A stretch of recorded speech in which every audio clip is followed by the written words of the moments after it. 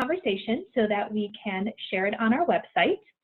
And you'll note that everyone was muted upon entry, and this is to help decrease the background noise. If we have a chance for open discussion, we'll have a chance to unmute yourself. We also encourage everyone to use their first and last name so we know who is asking questions and making comments. You have the opportunity to rename yourself by hovering over your screen, clicking the 3 little white dots, and choose the rename option. Also, for adjusting your view, you can toggle over the top right corner into speaker view, which brings the speaker front and center on your screen. And then the gallery view will let you see all of the videos. And we encourage and recommend people to use the speaker view throughout the conversation.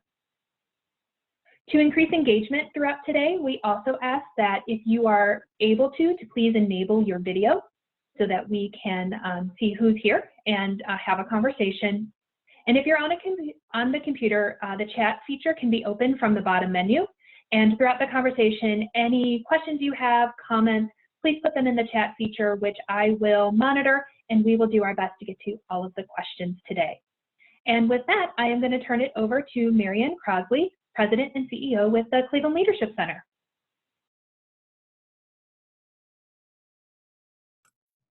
There we go. You'd think I know how to unmute by now.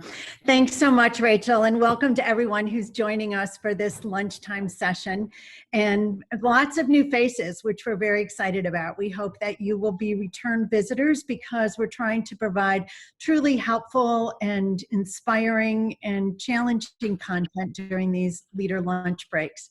So today we have 2 very special guests. First, Sondra Miller, President and CEO of the Cleveland Rape Crisis Center since 2013. Prior to that, she served as Vice President at the Rape Crisis Center. So she's had a total of 11 years working with this vulnerable population. Before that, she served as Executive Director of Flashes of Hope and CEO of the YWCA. So truly a long career in the nonprofit sector dedicated to serving our community. And she is an alum of both our Bridge Builders and our Leadership Cleveland program. So welcome, Sondra. Thank you for being with us. And Melissa Graves. Melissa is recently, can I still say recently after 3 years? Probably not. Melissa came to Cleveland from the DC area. When in DC, she served most recently as the Executive Director of the Lutheran Social Services of the National Capital Area. That's a mouthful. It's a human services agency, and she was also the President, Executive Director, CEO of GGT, which provided community services to Bethesda. GGT was her most recent place where she was at the helm in the DC area. Melissa came here and took over as CEO of the Domestic Violence and Child Advocacy Center. And Washington, D.C. area's loss was truly, truly Cleveland's gain. So thanks to both of you for being with us. We are truly honored and humbled to have such amazing advocates in our presence, and we look forward to hearing from you today as to how you're serving these vulnerable populations at this time. Sondra, Melissa. Hi, everyone. Hi, everyone. Do you want me to jump right in? Go for it, Sondra. All right. So Melissa and I, we joked that we are going to have to keep this meeting on gallery view so that we remember that there are a whole lot more of you on this call than just Melissa and I. We have met and talked regularly since Melissa came to Cleveland. I think we've probably talked more in the last 6 weeks than we did even in all of the time before that. And Melissa and I have been known to have some maybe lunch meetings, maybe some happy hour meetings. We've tried to pick some really inconspicuous places, like maybe Becky's on East 18th Street, and we were invaded by the Leadership Cleveland class of 2020, I think the last time we were there. So Busted. We'll try to keep it professional, Melissa, okay? Cleveland Rape Crisis Center, just to start at the beginning, our mission is to support survivors of rape and sexual abuse, to promote healing and prevention, and to advocate for social change. So we are in our 45th year of operation in Northeast Ohio. we have, right now we have 77 full-time equivalent employees that provide services in Cuyahoga, Lake, Geauga, and Ashtabula counties. We operate 5 offices that are ours, CRCC name on the door, but we also have employees embedded in about a dozen other places across the community. And of course, a lot of our work is community-based in schools and hospitals and police departments and et cetera. So our operating budget, just as a point of reference, was just a little bit under $7 million in 2019. About 75% of our funding comes from government contracts, and about 25% is from philanthropy.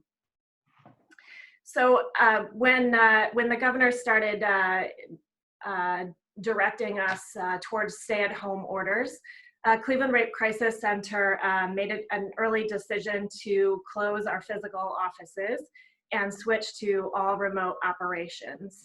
And I'll share a little bit later why I felt like we were positioned to do that, thanks to a very, very, very smart board chair that I have partnering with me right now. In the first 3 weeks that we moved to remote operations, we provided support through telehealth and through phone to just over 900 unique survivors. And in addition to that, we answer about 150-ish calls on our hotline each week. And because we do not know the identity of those individuals, we don't know if they're the same individuals getting service in other ways or different. So our hotline is via phone, text, and chat. So about 20 people each day are reaching out to our crisis and support hotline. So I might pause there, and Melissa, if you want to give us an intro to DVCAC? Yeah, so for those of you who are not familiar, Domestic Violence and Child Advocacy Center, I'm with another organization with a mouthful for a name, it appears. We're the only comprehensive domestic violence service provider in Cuyahoga County. We have a special emphasis on addressing both children and adults to really break those cycles. Our mission is to offer safety and healing to those affected by child abuse and domestic violence, and to prevent abuse through education, advocacy, and systemic change. We work with about 20,000 women, children, and men each year across Cuyahoga County, and we have 80 staff here working in the county on our teams. I think I want to do a little flashback too, back to that first week of COVID, which was the second week of March, which, you know, at this point feels like about a year ago, and it's hardly that long ago. But, you know, if you all remember that week when we had our first cases in Cuyahoga were coming forward, and the governor was making announcements of recommendations at that point about how people should respond. We had the Bernie and the Biden rallies were scheduled for that week. Those ended up being canceled. And we actually had our annual luncheon was scheduled for Friday the 13th of that week. Now, in hindsight, we probably should have never chosen that date. Nonetheless, that was supposed to be our annual luncheon, where we actually were going to announce our new name and logo. So, so we knew that it was the right thing to end up canceling that event, even though we do rely on it for a really critical and important revenue. But we knew it was the right thing to do to cancel that event. And we also knew that we needed to immediately pivot to how to support our clients during that time, because we knew the devastating effect that a stay-at-home order was going to have on the people that we're serving. So we switched pretty quickly into gear. You know, we operate some programs, and because of the crisis nature of what they do, it really was not an option for us to close those down. So we are the only specialized domestic violence shelter for Cuyahoga County. So we knew that that was going to be an important piece to keep operating. Canopy Child Advocacy Center, which is a partnership that we do on site here at DVCAC in partnership with CRCC, Frontline, the hospitals, University Hospital, Metro, Cleveland Clinic, DCFS, Cleveland Police, prosecutors, all those folks who need to be involved in a child abuse case. We're still doing forensic interviews for those kids here on site. And we also pivoted to remote services very quickly. So our advocates who are working in the courts with people, our therapists really pivoted to doing remote services, because we just knew we were very concerned about what was going to be happening with domestic violence during this time. So you're now isolated at home with an abuser. We know that abuse is ultimately about power and control. So during this time, when abusers are feel like they're losing control, abuse tends to escalate. And then with financial insecurity on top of that, all of these things add up to really dangerous situations for people in abusive relationships. And that's exactly what we're hearing on our helpline and from our advocates and therapists who are working with people. And that is that abuse is escalating in frequency and in severity. So, you know, that's really where we've been focused for the last 6 weeks. So a couple of just more data points around that. Our helpline has similar numbers to Sondra's. We saw about a 40% increase at the onset of the stay-at-home order in our crisis calls to our shelter. For our helpline. But I always really caution, we don't know if that's going to be a trend.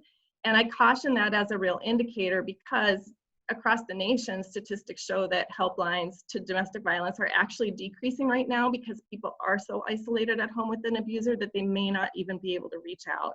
So we know there are some people who can't reach out right now. But our therapists and our advocates are seeing about an 80% increase in calls for their clients reaching out, requesting support during this time. So we know there are people in really difficult situations. So yeah, one of my saving graces has been colleagues around me and reaching out and doing more Zooms and phone calls for support and comparing notes during this time. And so I've had some fantastic conversations with Sondra, and I'm grateful for your being my colleague, Sondra, and just want to throw it back to you to share some of what you're seeing at CRCC and how you've adapted as an organization and in your leadership during this time. Thanks, Melissa. I appreciate you too and all that your team is doing. So for what is going on with survivors, what are we hearing from survivors during this time? We are hearing in just about every contact we have on the hotline, some element of the pandemic is discussed almost as a layer to someone's personal trauma. So statements come up like, I'm dealing with this personal tragedy that I have, and all these other people in the world are suffering, and I've got all of this, and the supports that I have built over the years for myself are not available to me. And really those things just exacerbate the symptoms that someone may be feeling. Some people are feeling guilt, like how can I be having such a hard time right now when there's so much suffering happening in the world? And part of our job is to say it's normal that you would feel that way, and you really can't compare your suffering to someone else's, no matter what. And if you're hurting or you're anxious or you're worried or you're depressed or whatever that feeling may be, it's normal and it's valid and it's courageous to reach out for help, and we're here to support you. If your coping strategies that you've been building on for the last weeks, months, years, if you can't engage those strategies right now, what else can you do? So we've been known on the hotline, sometimes somebody says, I just need a bowl of ice cream, and our advocate is like, I'll get a bowl of ice cream out here. Let's eat a bowl of ice cream together. Yeah. Let's talk through it. We are getting, our case management team is getting probably the biggest increase in volume, and the types of requests that we're getting are different now.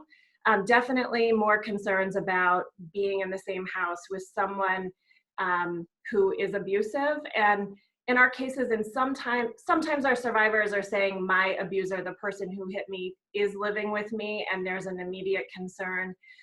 More often what we're hearing from our survivors is there's someone in my house who has abusive tendencies or is not supportive, or who just makes everything worse for me. They didn't believe me when I came forward before. They don't believe me now. I'm hurting. They have no patience for my hurting right now. They think I just need to get over it, and I'm stuck at home with them. We are also helping people find safe shelter. We've made a lot of connections to hotels and shelters in our community and even outside of our community, and definitely more requests to help with things like filing for unemployment, or even sorting through which bills, I can't pay all of my bills, so which ones do I pay first and which ones can I delay, and helping people sort through those types of challenges.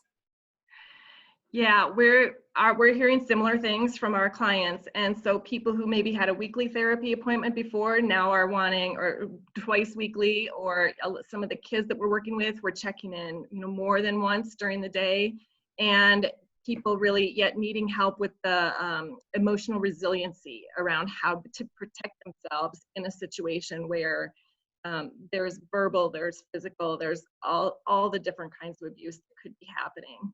And we're also noticing on the safe shelter is that maybe people who previously were planning to leave or were in the process of planning, when people leave a domestic violence and abusive relationship, it's the most dangerous time. Statistically, that few months or even up to a year after leaving is the period of time where they're most likely to be a homicide for a domestic violence survivor. So we know it's a really dangerous time, and so we work with people a lot to plan that exit so that it can be done in the most safe way with a plan and a place to go. And what we're finding right now is people who may have been in that planning process, or were just kind of starting to think about how they were going to leave, now they're in situations where they just have to get out. And so they're leaving without a plan or a safe place to go. So we also are doing a lot of diverting people. We are bringing people into shelter, but also trying to keep the numbers down so we can social distance. So we are putting people in alternative safe places. And I don't know for you guys, but what we're seeing is before COVID, most of the calls to our helpline, around 88% of our calls would come in during the day. That makes sense, right? Between the hours of 10 and 8, when either an abuser was at work or somebody was able to get out of the house and be in a work environment and make a phone call and reach out for support. And now most of our calls are coming in late at night, overnight, kind of in hushed tones, maybe when an abuser is in the next room asleep, or when they get a moment when they can actually reach out. That's been a big difference that we've seen on our helpline in the last number of weeks. And Melissa, I think you brought up a really great point before, that it's worth slowing down on both the issues that you're working with, Melissa: domestic violence and child abuse, also rape, sexual abuse, sex trafficking. We know these are all types of crimes that largely go unreported to formal authorities. So we are very used to, hearing from people weeks, months, years, sometimes even decades after they've been harmed, but whatever has happened to them in the past is impacting them presently, and we're not going back and reliving things unless someone wants to, but we're really focused on how are these things impacting you today, and what are the strategies that you need to put in place to get through this moment and the next moment, today and tomorrow and into the future. I think my biggest worry right now is for our clients who are survivors of human trafficking, because we know that those survivors are in and out of that life over and over and over again. They seek safety, they seek comfort, but the life, they are lured back in so easily and so quickly, and then they come back and they again try to seek safety, and it's this back and forth. And for those survivors, I am very, very concerned that they are being harmed in indescribable ways right now, and really not in a position to access the help that they need. I couldn't agree more. Children, we used to have extra eyes and ears on kids when they were in the schools, and they're not there right now. So, I keep telling people, if there was any child or family that you were concerned about before, now is a really important time to be checking in. Kind of trying to break through some of that isolation. If there was someone you were concerned about, an adult who you thought was in an abusive relationship, or, really, this is an important time to be keeping our eyes open and checking in on people. And, we're especially concerned right now also about populations that were already vulnerable, and the disparate effects that COVID is having on different groups in our community, right? So, we know that there are people in our community who, it's not a safe place. They don't feel safe or trusting to call the police when they need support. And so, we know that that continues to be an issue right now, that people may be hesitant. The African American community, we're hearing from our clients, they're hesitant to go to the hospital or to call or to come into shelter in a congregate setting, where we already see the data that COVID is having a disparate effect on our African community neighbors. Those our Latina community, they are maybe hesitant to reach out to authorities in any way. So the support and the informal support networks of the faith community, we're really looking at as an important network right now. Faith communities are not having services, so it may be a place that people have less access to now during a time when they would normally be going there for support too. So I think it's just important for us all as a community to be thinking about, some of these places that we would normally go for places of support that might not be available right now.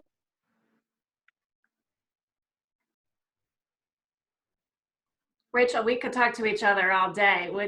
Is this a good time to pause and entertain questions? Absolutely, and we do have a few questions that have come in. So thinking about, many times the governor has mentioned domestic violence and physical abuse victims in his press conferences. How have you been working with the state, if you have been, or advising even kind of local government as to the issues you're seeing and how to address those? Well, we've been really grateful for our government partners.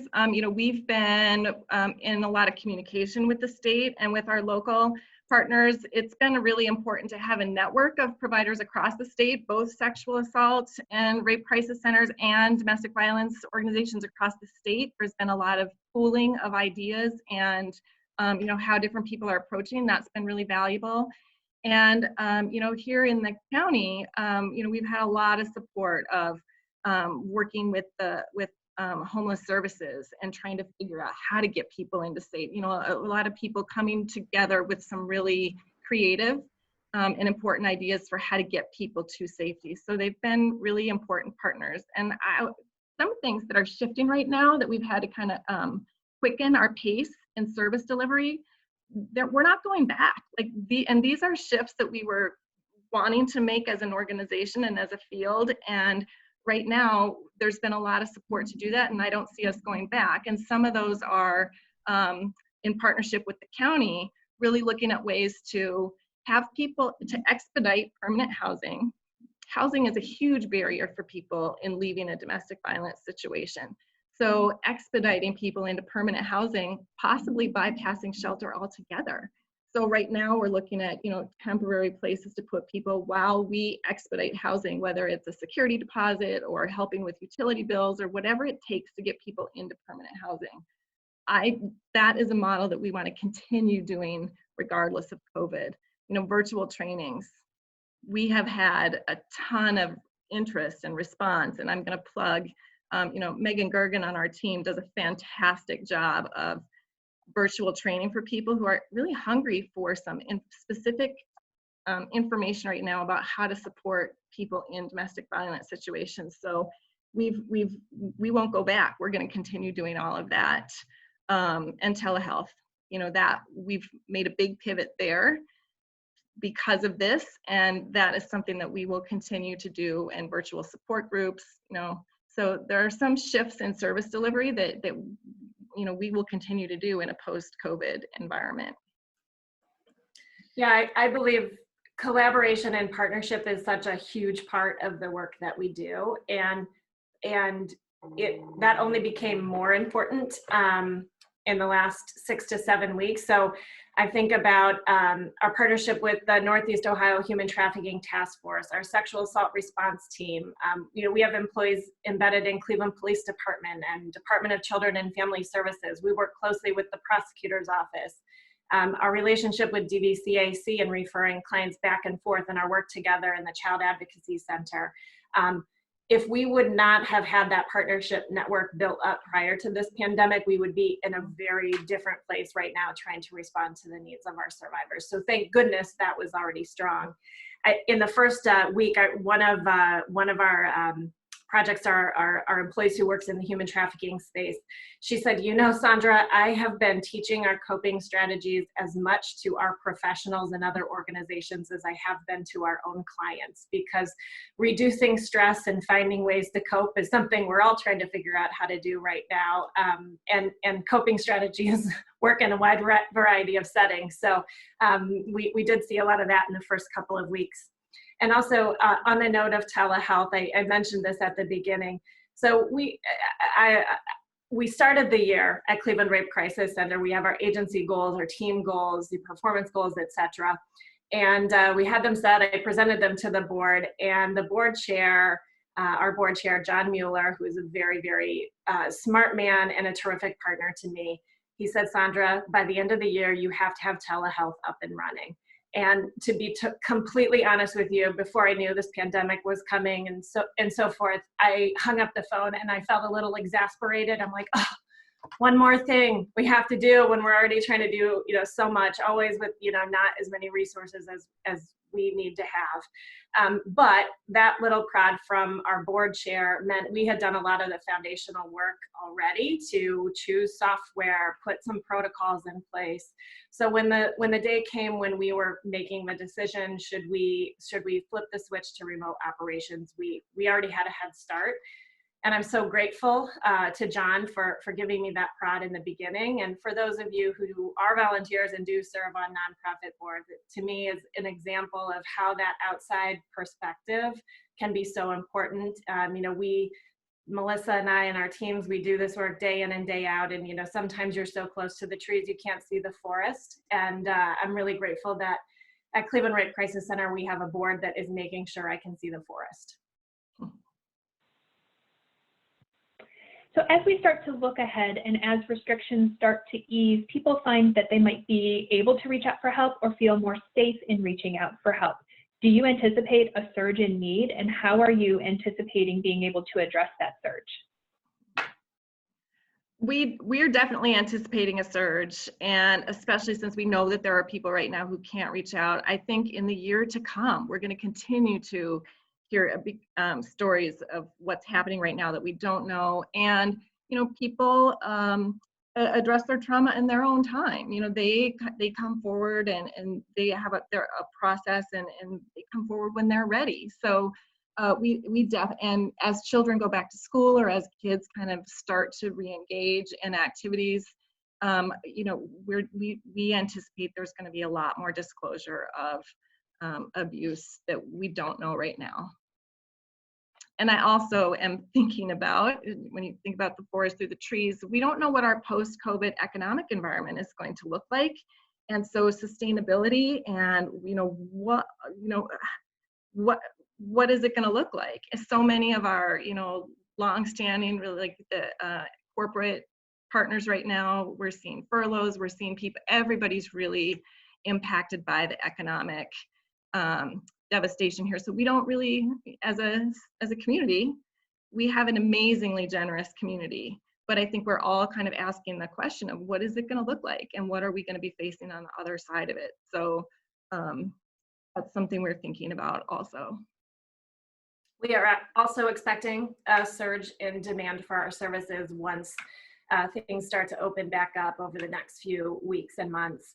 In 2017, at the end of 2017, when the Me Too movement really came into play, Cleveland Rape Crisis Center overnight, the demand for our services quadrupled from one day to the next. And we were operating with that level of demand for 6 to 9 months after Me Too first started on social media. So we have experienced that before. It was not easy to do, but we lived through it. And I feel like we learned a lot of really important lessons through that we are prepared to apply going forward. But I do think— Sondra, we need to have a follow-up conversation at Becky's around what you can share with me on that. Yes, you're as soon as Becky's is back open, you're on. As soon as we can, of course.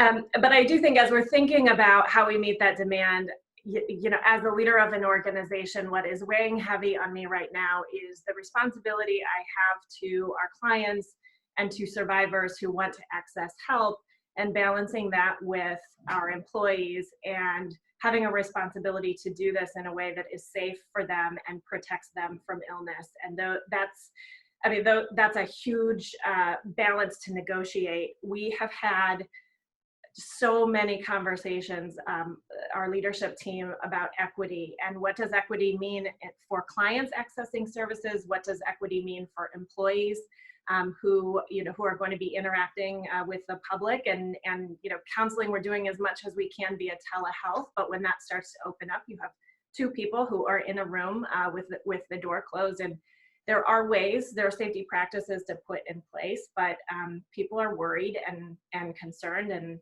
as has widely been shared on social media, we're all in the same storm, but we're not all in the same boat.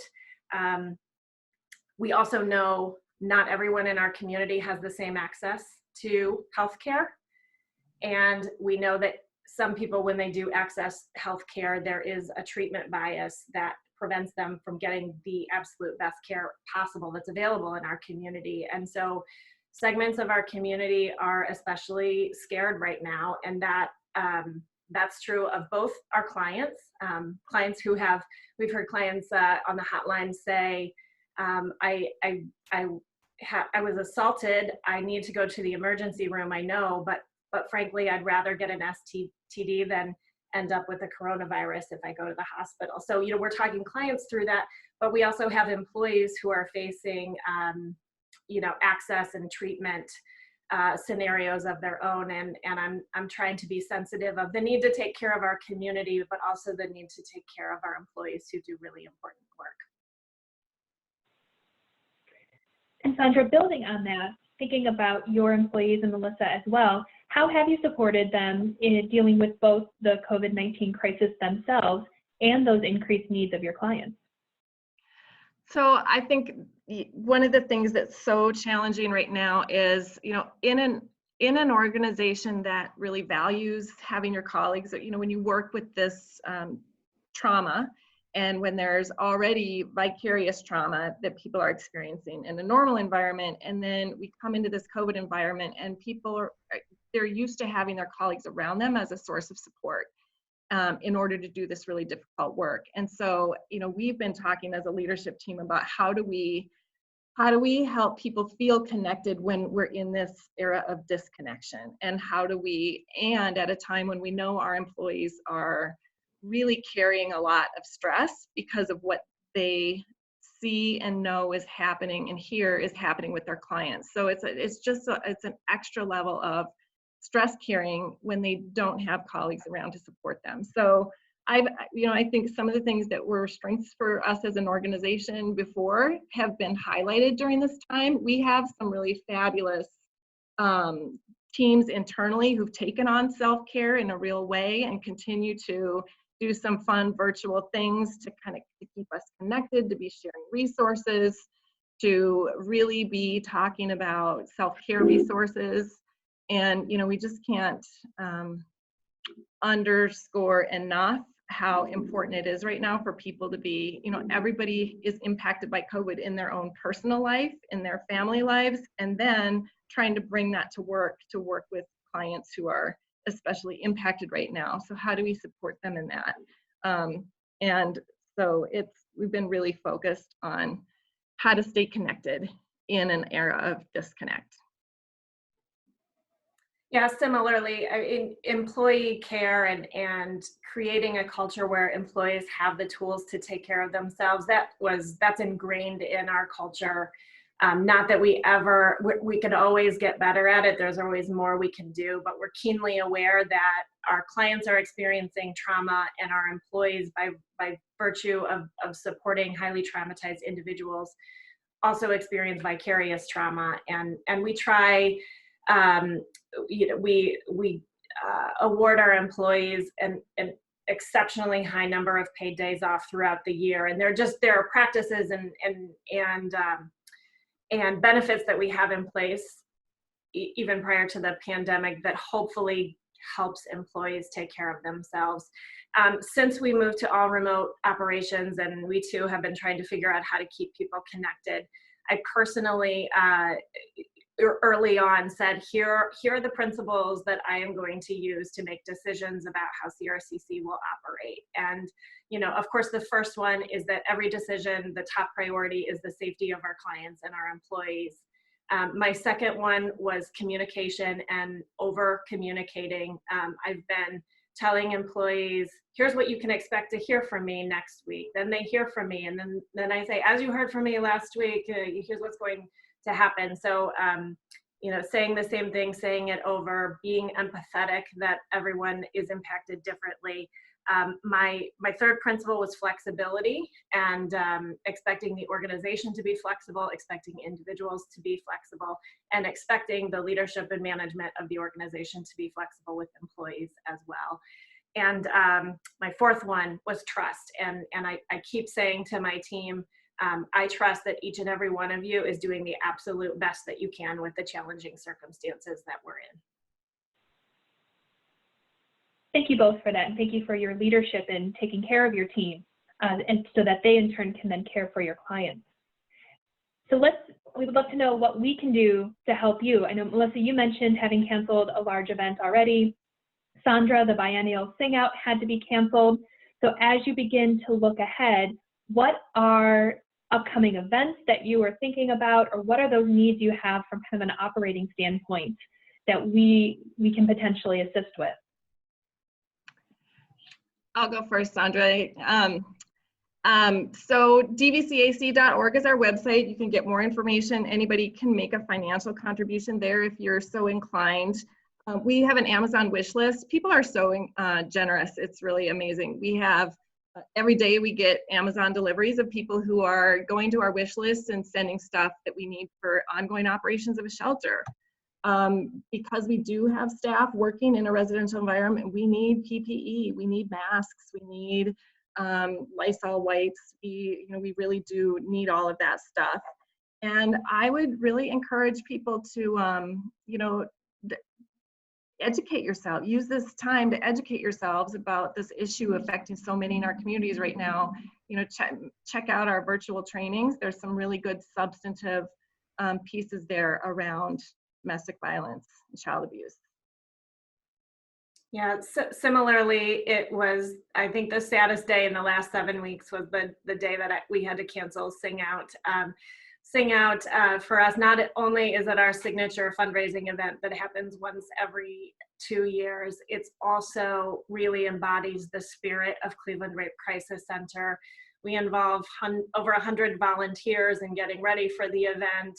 It's a very emotional, uplifting experience that celebrates survivors and their resiliency. So it was hard to do for a number of reasons, one of them being that the funds we raise through Sing Out makes our work possible. And Melissa and our organizations are both, we both receive funds from the Victims of Crime Act.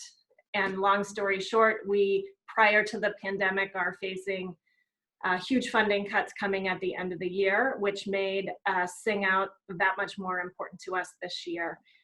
So we're struggling to come up with a plan that maintains services at the same time we know demand is going to increase. That it's a difficult position to be in, and I wish I had all the answers right now. Luckily, I have a board and the right people in the right places to help us figure that out.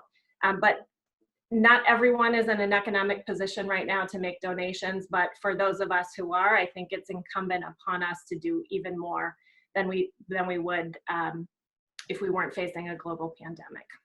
And Rachel, if I can add something, I'll be in trouble if I don't add this. And that is, I echo everything Sondra said. We have to keep balls moving, right? We're in a COVID environment, but there were other things we were doing before COVID that still need to be happening, like budgeting for anticipated cuts from VOCA and adjusting to that. But please also, if people can be paying attention, because we are going to be changing our name. We didn't get to do it at our luncheon, but in the coming, whenever we feel like we have some lift in the world that we can do it, it will be a virtual launch. So be looking at us on social media or virtually, because we will be announcing a new name and logo in the coming months, although I don't know exactly when. And don't be confused, it's still us. and when you hear the new name, and to please be, anyone you're concerned about, please be using our helpline, 391-HELP, 216-391-4357 to text or chat, or to go to the website and get online if you need advice for yourself or for someone in your life that you're concerned about. Thank you, and we will be sure to share links to both of your websites in our follow-up email, and would encourage everyone to please follow up and share widely with your networks as well. And I would do one final question to both of you. You've talked about your clients and your team and how you are supporting them. How are you taking care of yourself to maintain your positivity and your leadership through all of these challenges? I talk to Melissa a lot. I have 2 children at home, a 1st grader and a 6th grader that I'm homeschooling. That has been the hardest part of all of this. And I have not put the pressure on myself to do anything extra right now. I am just trying to keep up the habits that I had prior to this starting. So we'll see what happens on the day that I have to put on real clothes and go to the office. Yeah, I'm giving myself lots of permission to not be perfect. And even though I said I was doing that before, like now I really am, I have much lower expectations for myself. And because we're really getting done what we need to do, what's immediately right in front of our face. So giving myself a little bit of permission. And, thank goodness it's spring, because some of the things that are my saving grace, like gardening, being out in the garden, puttering around, doing mosaic tile art projects, those are my ways to disconnect and, give myself some mental space. And so I just continue to keep doing those and appreciating my family and colleagues. Well, we appreciate you both for spending time with us today. And I want to acknowledge there are so many comments in the chat box thanking you both for your leadership and the appreciation of the services. So again, thank you for all that you do and continue to do. And I'm going to turn this back over to Marianne to wrap us up. Thanks so much, Rachel. Melissa and Sondra, this has been amazing. Thank you for heightening our awareness and our sensitivity and just making us respect both of you even more than we already did. It's wonderful to see the camaraderie between the two of you and know that you're working so closely together to serve people in Cleveland. So thank you. And I'll give a bit of a highlight as to what's next during our leader lunch breaks. Tomorrow, if you join us at noon, you will hear from Biz Bedoris and Brian Broadbent from BVU, talking about how boards can support nonprofits at this time. Sondra, you spoke so eloquently about your board chair and his leadership. So hopefully we'll be able to rally more board members to follow in those footsteps and really support nonprofits. Next week, we have Dave Loomis speaking about consumer behavior on Monday. Former Rear Admiral June Ryan of the United States Coast Guard will speak with us on leadership at this time on Tuesday. On Wednesday, we'll hear from CLC board member and president of ThunderTech, Jason Therian, talking about how to communicate with consumers and what needs to be done to understand consumer behavior now and going forward. And then to the points that you both referenced so many times about well-being and wellness and self-care, maybe both of you could join us next Thursday at noon to hear from Jen Borovica on how to take care of yourself and make sure that you're in a position where you can lead and do your jobs at this time. So Melissa and Sondra, thank you so much. Please be in touch with us going forward. We have a place on our website where we invite nonprofits to post their needs. People are checking that, and we're grateful for all that you do. Thanks everyone for joining us. Thank you.